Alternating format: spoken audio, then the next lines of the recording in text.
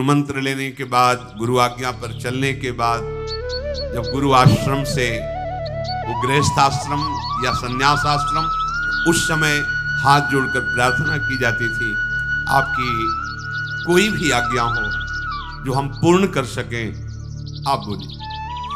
वो गुरुदक्षिणा के रूप में मानी जाती थी। सब राजकुमारों को बुलाया और कहा कि मेरी गुरुदक्षिणा है, पांचाल राज नरेश द्रुपद को बंदी बना के हमारे चरणों में डाल दो। द्रोणाचार्य जी ने ऐसा आदेश किया। 100 कौरव हैं, 5 पांडव हैं। दुर्योधन, कर्ण, दुशासन, युयुत्स, विकर्ण, जलसंध, ये जो 10-10 हजार हाथियों का बल रखने वाले पराक्रमी कौरव, मैं पहले युद्ध करूंगा, मैं पहले युद्ध करूंगा। राजधानी के निकट पहुंचकर द्रोणाचार्य जी रुके और कहा, देखो एक एक पक्ष जाएगा, पहले कौरव जाएंगे, गुरुदक्षिणा में द्रुपद को बंदी बना के हमारे चरणों में लाए। यदि ऐसा ना हो सका तो फिर पांडव जाएंगे। रथों पर बैठकर, घोड़ों पर बैठ करके द्रुपद नगरी में प्रवेश करके विनाश करने लगे। महाराज द्रुपद को सूचना पहुंची कि कुरुवंशी राजकुमार आक्रमण कर दिए हैं। द्रुपद महावीर थे, तत्काल सैनिक और भाइयों के साथ वहां पधारे। अब ये राजकुमार कहां द्रुपद, भयानक बाणों की वर्षा की भय से भयभीत होकर भागने लगे 100 कौरव। घायल अवस्था में चीख पुकार करके वहां टिकी ही नहीं पाए उनके सामने। अर्जुन ने कहा, ये जो आवाज सुनाई दे रही कौरवों की त्राहिमाम की आवाज है। गुरुदेव, वो भी आपके शिष्य और हमारे भाई हैं। अगर आप विलंब करते हैं तो हो सकता है उनके प्राणों पर भी आ जाए।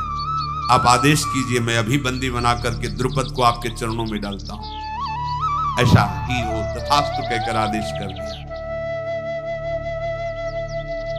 पांचाल द्रुपद बाणों से कर्ण को, दुशासन को, दुर्योधन को ऐसी मार लगाए, चीखते चिल्लाते हुए सब भाग पड़े, आर्तनाद करने लगे। शत्रुओं को सिंहनाद करते हुए अपने रथ से, घरघराट से भयभीत करते हुए अर्जुन चले और कहा, महाराज युधिष्ठिर, आप गुरु सेवा में रहिए। भीमसेन से कहा, आगे तुम गदा लेकर चलो। नकुल सहदेव से कहा, तुम हमारे दोनों रथ के पहियों के बराबर घोड़े से चलो। अकेले मैं जीतूंगा, किसी सैनिक की या किसी अन्य की आवश्यकता नहीं। महाराज द्रुपद की सेना को जैसे कोई मतवाला हाथी वन उजाड़ते हुए चलता है, भीम अपनी गदा से रास्ता साफ कर, कोई सामने टिकता नहीं। ग्वाला वन में डंडे से जैसे पशुओं को हाँकता है, भीमसेन ने सारी सेना अकेले खदेड़ दी द्रुपद की। द्रोणाचार्य का प्रिय कार्य करने के लिए अर्जुन ऐसे बाणों की वर्षा कर रहे थे कि द्रुपद पक्ष को यह दिखाई ही नहीं दे रहा था कि चला कौन रहा है बाण। अंधेरा छा गया बाणों से।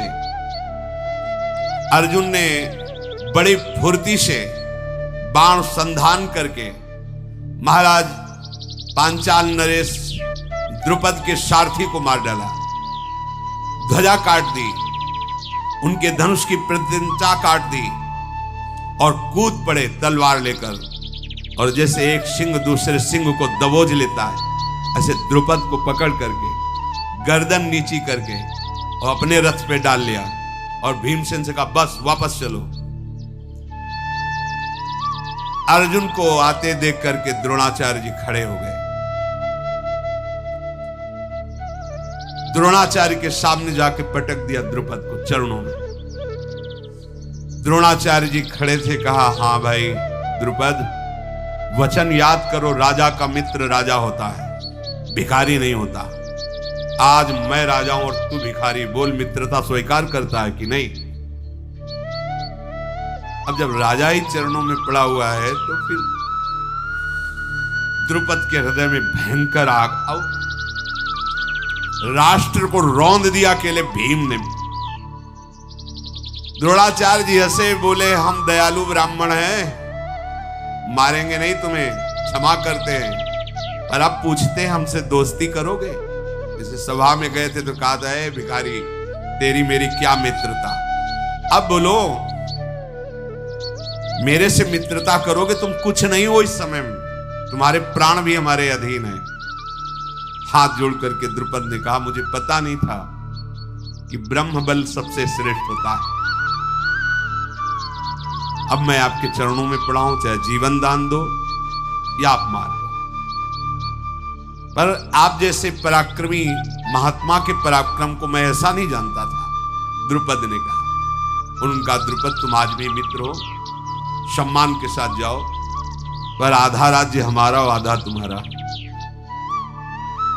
पांचाल नरेश का आधा राज्य द्रुपद को दिया और आधा द्रोणाचार्य जी ने लिया। द्रुपद को छोड़ तो दिया, पर द्रुपद ने कहा, क्षत्रिय बल से तो तुम्हारा नाश नहीं कर पाए हम और न कर पाएंगे, अब मैं ऐसे ब्राह्मण को ढूंढूंगा जो तुम्हारा नाश कर दे, क्योंकि मैं सहन नहीं। ये ईर्ष्या, द्वेष, जय पराजय, ये बिना भगवान के भजन के शांत नहीं होते। अब जब ये बात नगर को पता चली कि द्रुपद को बंदी बनाकर द्रोणाचार्य के चरणों में डाल दिया गया, तो पूरी प्रजा महाराज युधिष्ठिर पर टूट पड़ी। हमारे जैसे पांडु राजा थे वैसे ही महाराज युधिष्ठिर हैं। अब धृतराष्ट्र नहीं, महाराज युधिष्ठिर राजा होने चाहिए। गली गलियों में लाखों लोग एकत्रित होकर धृतराष्ट्र के पास सूचना पहुंची कि महाराज आपका सिंहासन खतरे में है। महाराज युधिष्ठिर के लिए पूरी प्रजा तैयार है। भीष्म जी, विदुर जी, ये सब एकत्रित हुए। प्रजा जब चाह रही तो फिर क्या होगा? वह ऐसा नहीं होना चाहिए। धृतराष्ट्र जी को राजगद्दी से नहीं। धृतराष्ट्र जी ने घोषणा कर दी, युवराज पद पर महाराज युधिष्ठिर को विराजमान कर। युवराज पद पर विराजमान करने से कम राज सिंहासन तो बच जाएगा। विदुर जी की सलाह से, भीष्म जी की सलाह से प्रजा को आनंद हुआ। हाँ ठीक है, युवराज के बाद राजा तो यही होंगे ना। बड़ी शास्त्रीय पद्धति से महाराज युधिष्ठिर को युवराज पद पर विराजमान किया गया। इसी बीच में भीमसेन ने भगवान बलराम जी से गदा युद्ध सीखा और दुर्योधन ने भी।